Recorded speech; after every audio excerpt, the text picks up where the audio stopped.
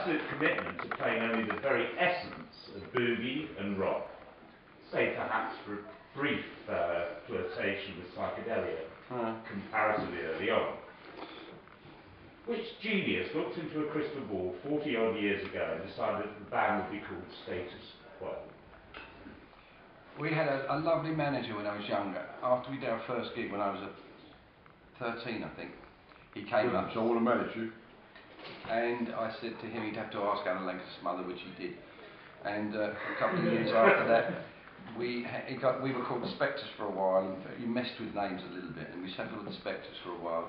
We eventually got a record contract in '66, and he figured we needed a bit more contentious, and he said, "Can't we call yourselves the Queers, the Muhammad Ali's, all that?" And we kept saying no, no, no, and he said, "Let's be Traffic." So we were Traffic for about 2 weeks because Steve Winwood had Traffic, and then his imagination kicked in, and we became Traffic Jam.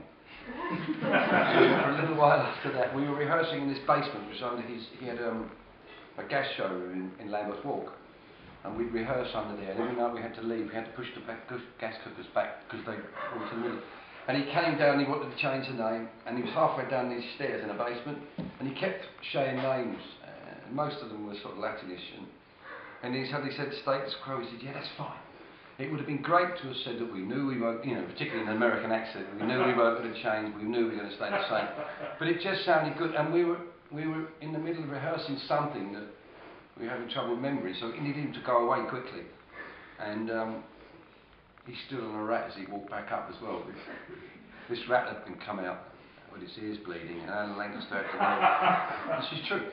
He had the nerve to kill it, which none of us, the rest of us, did.